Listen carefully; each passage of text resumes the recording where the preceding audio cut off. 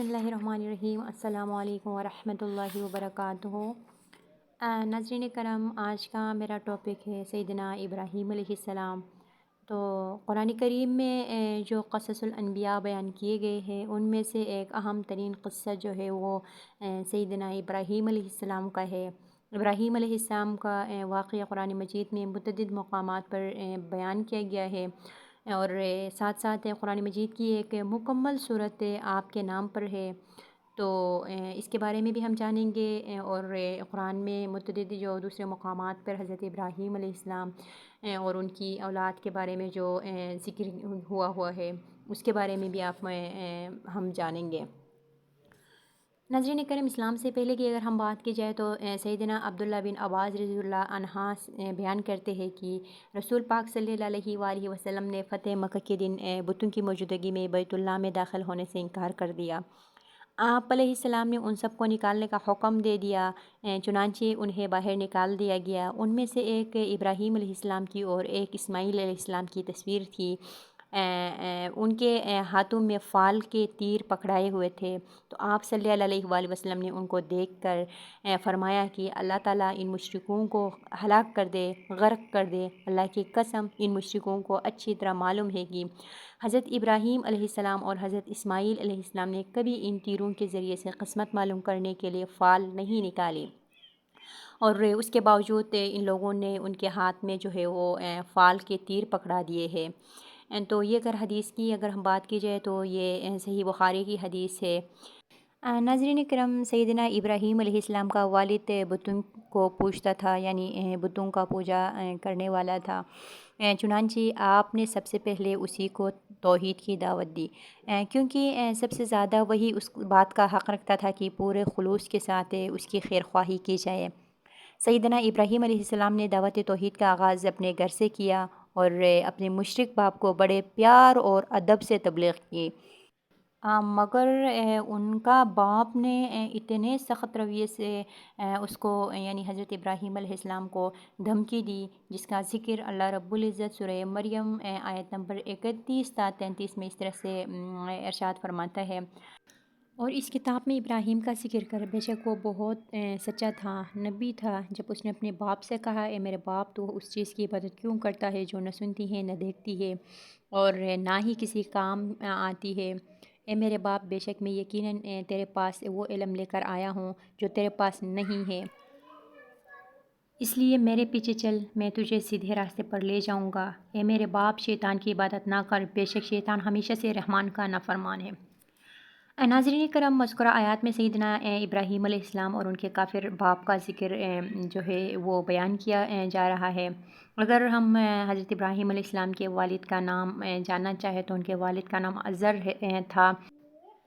ناظرین، ابراہیم علیہ السلام نے اپنے باپ کو بت پرستی سے روکنے کے لیے نہایت ادب کے ساتھ کہا، اے میرے باپ، آپ ایسے بتوں کو کیوں پوجا کرتے ہو جو نہ سنتا ہے نہ دیکھتا ہے اور نہ آپ کو کوئی نفع و نقصان پہنچانے کی قدرت رکھتا ہے؟ یعنی عبادت کی اگر بات کی جائے تو عبادت تو بہت بڑی تعظیم ہے، یہ بے جان چیزوں سے یا بے جان چیز اس عبادت کے مستحق نہیں ہے۔ اگر صاحب علم انسان، صاحب عقل انسان بے جان چیزوں کو وہ حیثیت دے بھی تو وہ پھر بھی اس کے لائق نہیں ہے، پھر آپ کیوں ان کی عبادت کرتے ہیں؟ انہوں نے دوبارہ نہایت نرمی اور ادب کے ساتھ اپنے باپ کو حق کی طرف بلایا اور کہا کہ ابا جان، میرے پاس کچھ ایسا علم ہے جو کہ آپ کے پاس نہیں ہے، اس لیے آپ ناراض نہ ہو تو میری بات مان لیجئے تاکہ میں آپ کو اس راستے پر لے چلوں جو اعتدال کی راہ ہے، جو صراط المستقیم ہے۔ ناظرین، تیسری بار بھی انہوں نے اپنے باپ کو نرمی اور ادب کے ساتھ ہی مخاطب کیا، جس پر جو ہے اس کے باپ نے پھر بھی ماننے سے انکار کر دیا۔ لیکن جس بت پرستی میں وہ مبتلا تھا اس کو تو کھول کر بیان کی اور اس سے روکنے کی کوشش بھی کی۔ حضرت ابراہیم علیہ السلام نے کہا اپنے باپ سے کہ ابا جان، آپ شیطان کی عبادت نہ کیجیے، یعنی اللہ تعالیٰ کی عبادت کیجیے۔ انسان کی پوجا شیطان کا کام ہوتا ہے، اور انسان بھی اگر اللہ کے سوا کسی دوسری چیز کی پوجا کرتا ہے تو وہ شیطان کے حکم ہی سے کرتا ہے، اور شیطان ہی اس کام کو اس کی نظر میں اچھا بنا کر پیش کرتا ہے۔ اس لیے بت کی پوجا در حقیقت شیطان کی ہی پوجا ہوتی ہے، اور اسی نہیں و انکار میں تاکید پیدا کرنے کے لیے حضرت ابراہیم علیہ السلام نے مزید کہا کہ شیطان تو اللہ کا سرکش اور نافرمان ہے، جس کا ذکر سورہ مریم آیت نمبر 35 میں اس طرح سے آیا ہے کہ یا ابت انی اخاف ان یمسک عذاب من الرحمن فتکون للشیطان ولیا، اے میرے باپ بے شک میں ڈرتا ہوں کہ تجھ پر رحمان کی طرف سے کوئی عذاب ہی نہ آ پڑے تو پھر تو شیطان کا ساتھی بن جائے۔ ناظرین کرام، جب حضرت ابراہیم علیہ السلام نے ہر طرح سے اپنے کافر باپ کو سمجھانے کی کوشش کی، آپ کو راہ راست پر لانے کی کوشش کی، تو آپ کے کافر باپ نے بالکل مطلب اپنے آپ کو ایک طرف کیے تھے، یعنی بتوں کی پوجا کرنے میں اتنے لگن اور اتنی محنت تھی کہ آپ اس طرف یعنی اسلام کی طرف آنے کو گوارا نہیں سمجھتے تھے۔ حضرت ابراہیم علیہ السلام کی انتھک کوشش کے باوجود سیدنا ابراہیم علیہ السلام کے والد کی طرف سے جواب آتا ہے، جس کا ذکر سورہ مریم آیت نمبر 36 میں اس طرح سے ہے قال اراغب انت عن آلہتی یا ابراہیم لئن لم تنتہی لارجمنک واہجرنی ملیا۔ اس نے کہا کیا تو میرے معبودوں سے بے رغبتی کرنے والا ہے؟ اے ابراہیم، یقیناً اگر تو باز نہ آیا تو میں ضرور ہی تجھے سنگسار کر دوں اور مجھے چھوڑ جا اس حال میں کہ تو صحیح سالم ہے۔ ناظرین کرام، عزر نے ان پیغمبرانہ نصیحتوں کا کوئی اثر قبول نہیں کیا اور سختی کے ساتھ توحید کی دعوت کو ٹھکرا دیا۔ پھر دھمکی دیتے ہوئے کہا اے ابراہیم، کیا تمہیں میرے معبودوں سے نفرت ہے کہ تم ان کی عیب جوئی کر رہے ہو؟ یاد رکھو اگر تم انہیں برا کہنے سے باز نہ آئے اور اپنی نصیحتیں بند نہ کی تو میں تمہیں پتھر مار مار کر ہلاک کر دوں گا۔ بہتر یہ ہے کہ تم مجھ سے دور ہو جاؤ قبل اس کے کہ تمہارا جسم جو ہے وہ صحیح سالم ہے وہ میرے ہاتھ سے بیکار ہی نہ ہو جائے۔ ناظرین کرام، خلیل اللہ نے اپنے باپ کو جو جواب دیے تھے اس کا سورہ مریم آیت نمبر 38 میں اس طرح سے اللہ رب العزت ذکر فرماتا ہے قال سلام علیک ساستغفر لک ربی انہ کان بی حفیہ۔ کہا تجھ پر سلام ہو، میں اپنے رب سے تیرے لیے ضرور بخشش کی دعا کروں گا، بے شک وہ ہمیشہ سے مجھ پر مہربان ہے۔ ابراہیم علیہ السلام اپنے کافر باپ کا سخت جواب سن کر بھی حد ادب سے نہیں نکلے اور اس کے لیے سلامتی کی دعا کی، گویا یہ کہنا چاہا کہ اگرچہ آپ مجھے سنگسار کرنے کی دھمکی دے رہے ہیں لیکن میری طرف سے آپ کو کوئی تکلیف نہیں پہنچے گی، میں اپنے رب سے آپ کی مغفرت کی دعا کروں گا، وہ مجھ پر بہت ہی کرم فرما ہے، اس لیے مجھے مایوس نہیں کرے گا۔ ناظرین کرام، ابراہیم علیہ السلام نے اپنے باپ اور ان کے معبودوں سے کنارہ کشی کا اعلان نہایت ہی بے بسی کی حالت میں کرتے ہوئے فرمایا، جس کا ذکر سورہ مریم آیت نمبر 38 میں آیا ہے کہ وَأَعْتَزِلُوكُمْ وَمَا تَدْعُونَ مِن دُونِ اللَّهِ وَأَدْعُو رَبِّي عَسَىٰ أَلَّا أَكُونَ بِدُعَاءِ رَبِّي شَقِيًّا۔ اور میں تم سے اور ان چیزوں سے جنہیں تم اللہ کے سوا پکارتے ہو کنارہ کرتا ہوں اور اپنے رب کو پکارتا ہوں، امید ہے کہ میں اپنے رب کو پکارنے میں بے نصیب نہیں ہوں گا۔ ناظرین کرم، ابراہیم علیہ السلام نے کہا کہ میں آپ کا یہ گھر بار اور شہر بار چھوڑ کر کہیں اور جا رہا ہوں، اور اللہ کے سوا جن معبودوں کی آپ لوگ عبادت کرتے ہو، پوجا کرتے ہو، میں ان سے اپنی دوری کا اعلان کرتا ہوں اور میں صرف اپنے رب کی عبادت کروں گا۔ مجھے امید ہے کہ میرا رب میری دعا ضائع نہیں کرے گا اور مجھے اہل و عیال عطا کرے گا جو تنہائی میں میرے لیے انس و سکون کا باعث بنیں گے۔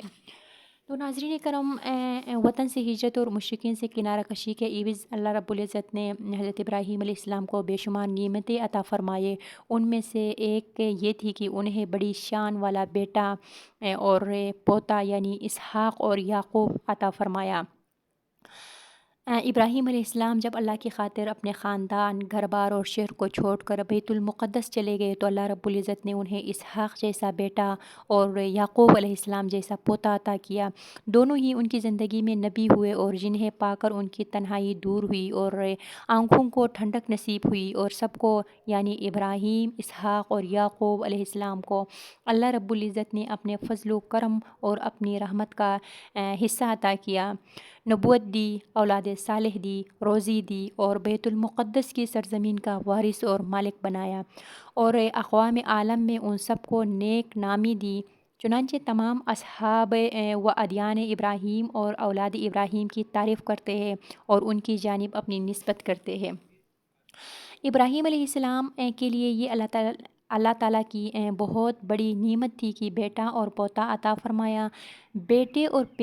پوتے کی خوشی ہی کچھ کم نہیں ہوتی، یہ کہ ان کی پہلے ہی خوشخبری بھی مل جائے اور اپنی آنکھوں سے انہیں نبوت کے اعلی مقام پر فائز بھی ہوتا ہوا دیکھے۔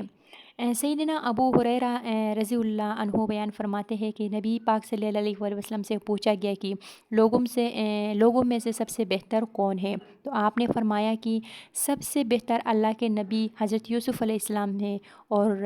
جو اللہ کے نبی یعقوب کے بیٹے ہیں، اور وہ اللہ کے نبی اسحاق کے بیٹے ہیں، اور وہ اللہ کے خلیل ابراہیم علیہ السلام کے بیٹے ہیں۔ ناظرین کرام، سیدنا ابراہیم علیہ السلام کی پیدائش کی اگر بات کی جائے تو حضرت سیدنا ابراہیم علیہ السلام ازر کے گھر بابل کے شہر میں پیدا ہوئے۔ یہاں کے لوگ جو ہے ستاروں اور بتوں کی پوجا کرتے تھے، ان کے نام کی عیدیں مناتے اور قربانیاں دیتے تھے، بلکہ سیدنا ابراہیم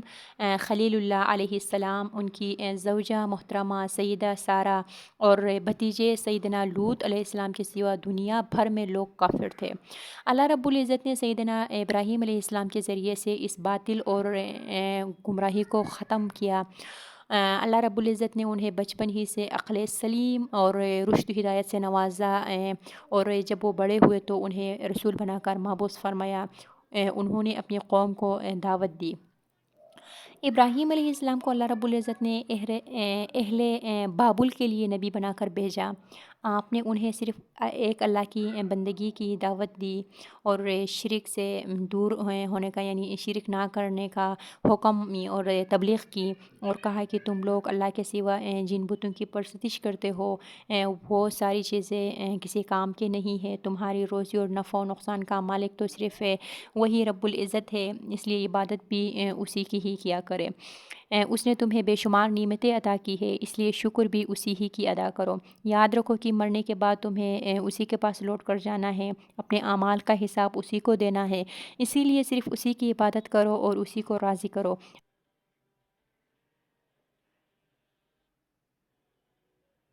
ناظرین کرام، ابراہیم علیہ السلام کی قوم آپ کی نصیحت کو قبول کرنے اور آپ پر ایمان لانے کی بجائے آپ کی جان کے دشمن بن گئے اور آپ کو جلانے یا قتل کرنے کی تدبیریں کرنے لگے۔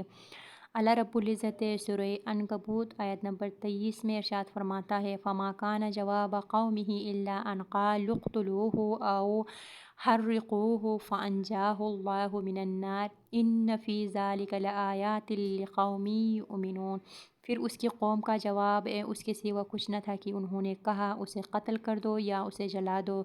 تو اللہ نے اسے آگ سے بچا لیا، بے شک اس میں ان لوگوں کے لیے یقیناً بہت سی نشانیاں ہیں۔ ناظرین کرم، قوم کی طرف سے ایسا ہی ہوا کہ آپ کو آگ میں ڈال کر جلا دینے کا جو ہے وہ فیصلہ کیے، مجموعی طور پر فیصلہ کیے کہ حضرت ابراہیم علیہ السلام کو جو ہے یہ دعوت آگے پھیلانے نہیں دیں گے، ہم اس کو جلا ڈالیں گے۔ تو جب آپ کو جلانے کا فیصلہ کیے تو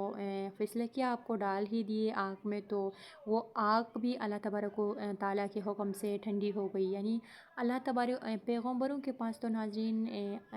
پیغمبرانہ معجزات ہوتے ہیں، اگر عام بندہ بھی اللہ تبارک و تعالیٰ کے احکام کی تعمیل کرے، ان کے راہ پہ صحیح طور طریقے سے چلے، یعنی اللہ تعالیٰ کے